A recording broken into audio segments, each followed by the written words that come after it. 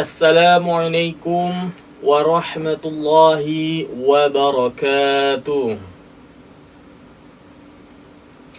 Alhamdulillahilladzi kana bi'ibadihi khabiran basira. Tabarakalladzi ja'ala fis sama'i burujan wa ja'ala fiha sirajan wa qamaran munira. Asyhadu an la ilaha illallah wa asyhadu anna Muhammadan abduhu wa rasuluh alladzi ba'athahu Allahu bil haqqi basyiran wa nadhira wa da'iyan ila Allah bi'idnihi wa sirajan munira.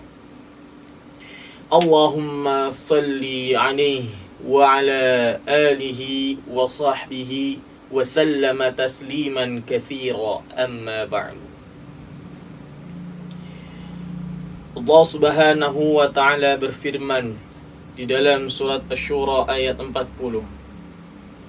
Bismillahirrahmanirrahim. Wa jazaa'u sayyi'atin sayyi'atun mithluha وَمَنْ عَفَا فَأَصْلَحَ فَأَجْرُهُ عَلَى اللَّهِ. Yang artinya, dan sesungguhnya balasan bagi suatu keburukan adalah dengan satu keburukan. Dan barang siapa yang memaafkan dan berbuat kebaikan, sesungguhnya Allah Subhanahu wa ta'ala akan memberikan ganjaran yang sangat khusus kepadanya. Memaafkan orang lain adalah salah satu akhlak yang mulia. Akhlak yang diwariskan oleh baginda Nabi Muhammad sallallahu alaihi wasallam. Sebagai manusia, kita sering melakukan keburukan sehingga membuat orang lain sakit hati, menyakiti orang lain, dan kita pasti ingin merasa apa yang kita berbuat, suatu kesalahan tersebut ingin dimaafkan oleh orang lain. Tidak mungkin tatkala ada orang melakukan kesalahan dia tidak ingin dimaafkan.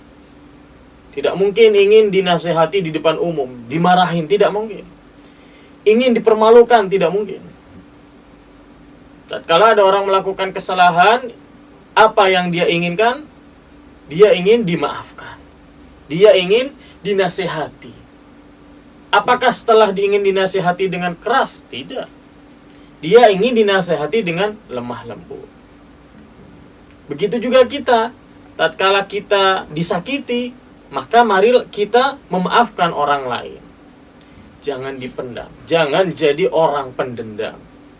Justru dengan kita semakin memaafkan orang lain, semakin mulia derajat kita di sisi Allah. Dan derajat kita di kalangan manusia. Bukan berarti kita memaafkan, kita menjadi rendah. Tidak. Allah Subhanahu wa ta'ala menjelaskan, irhamu man fil ardi yarhamukum man fis sama. Sayangilah penduduk bumi, maka kalian akan disayang oleh penduduk langit. Ini sudah suatu kiasan bahwasanya bagi orang yang suka memaafkan, bahwa dia akan disayang oleh para penduduk langit, para malaikat dan lain sebagainya. Begitupun yang dicontohkan oleh baginda Nabi Muhammad SAW dalam hadis yang diriwayatkan bahwasanya tatkala para sahabat dan Nabi SAW berkumpul dalam masjid, Nabi Muhammad SAW bersabda, wahai para sahabat,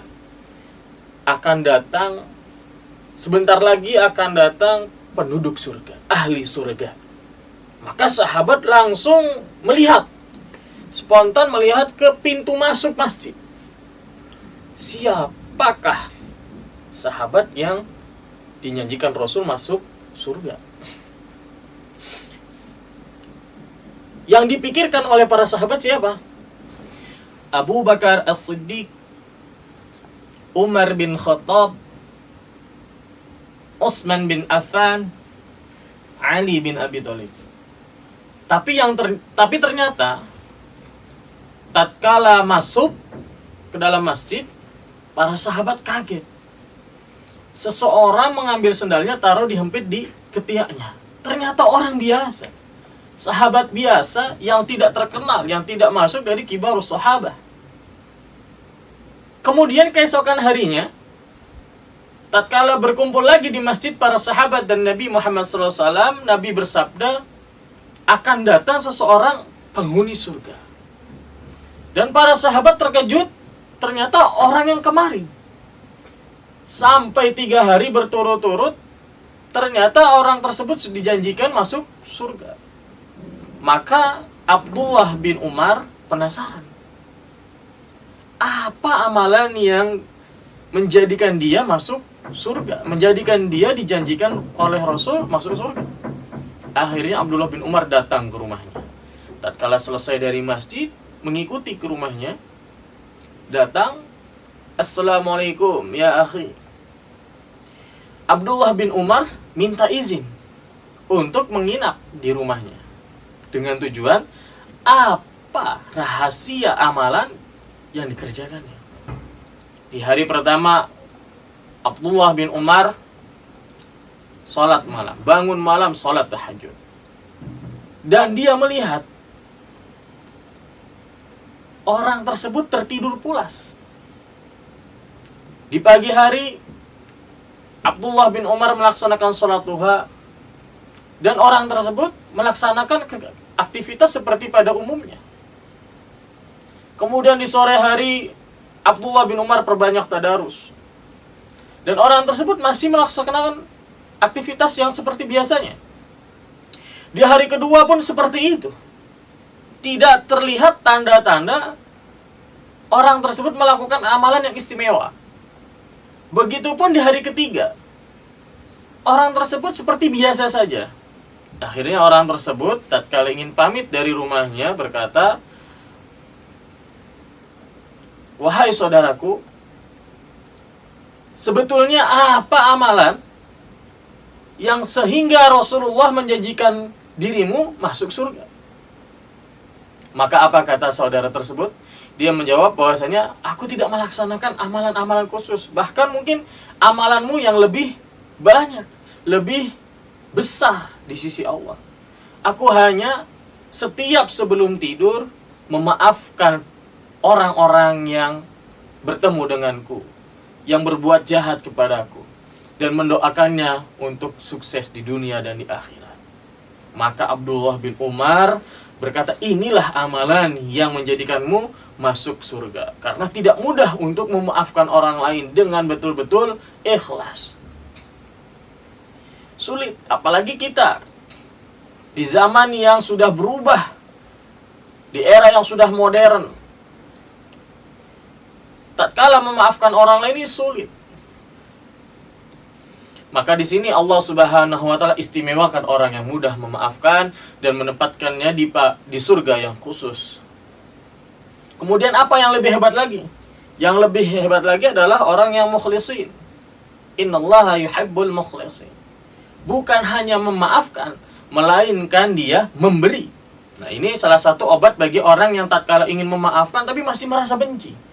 Tatkala memaafkan 2-3 tahun lagi merasa, oh kamu dulu pernah melaksanakan salah sama saya ya. Nah ini, maka obatnya adalah dengan memberi. Untuk menghilangkan dendam yang ada dalam hati kita ini dengan memberi.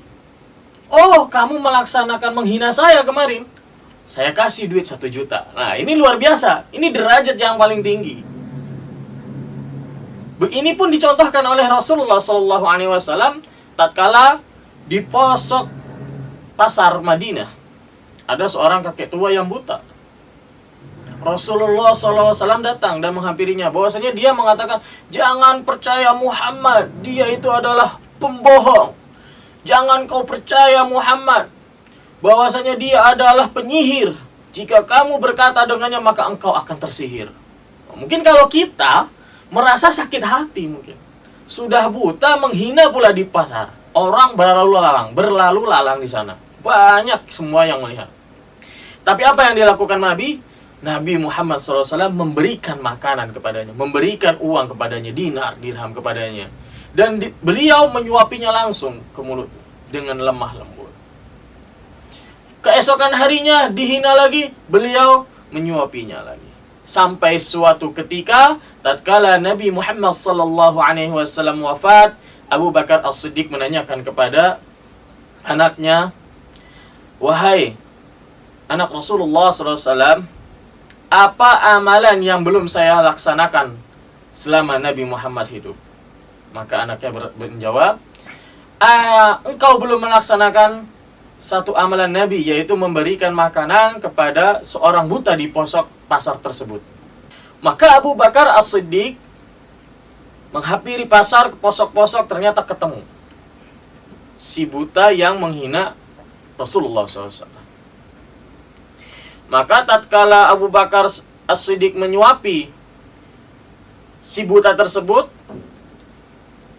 si buta merasakan bahwasanya ini bukan orang yang biasa menyuapi makanan kepadaku. "Kamu siapa? Jujur." Maka Abu Bakar menjawab, "Aku orang yang biasa menyuapimu." "Bukan, kamu membohong. Orang yang menyuapiku tiap hari adalah orang yang lemah lembut. Harusnya dia yang menjadi Rasul, bukan si Muhammad itu." Maka Abu Bakar As-Siddiq sambil menangis mengatakan, "Wahai si buta, bahwasanya yang menyuapimu adalah Muhammad, dan beliau sudah wafat beberapa hari yang lalu." Maka seketika itu juga si buta menangis dan menjadikan dia masuk Islam. Disinilah membuat orang masuk Islam bukan berarti harus berdakwah terus, tidak, tapi dengan cara memberi, memaafkan orang lain. Nah, maka itu salah satu cara untuk memudahkan dendam-dendam yang ada dalam hati kita sebagai manusia. Allah Subhanahu wa taala berikan kepada kita nafsu, memberikan kepada kita akal, untuk apa? Untuk menjadikan kita insan yang mulia. Tatkala kita bisa melawan hawa nafsu, dendam, marah yang ada dalam diri kita justru semakin tinggi derajat kita. Kenapa? Karena kalau tidak ada nafsu dan dendam, maka sudah ada malaikat. Tapi tatkala kita bisa menahan nafsu, marah, dan sifat akhlak-akhlak tercela dalam diri kita, maka kita bisa lebih tinggi derajatnya daripada malaikat. Maka untuk itu, di bulan suci Ramadan ini, marilah kita memaafkan saudara-saudara kita yang pernah berbuat jahat kepada kita, yang pernah menyakiti hati kita, khususnya kita doakan semoga dia bisa menjadi pribadi yang lebih baik lagi. Mungkin sekian saja dari saya.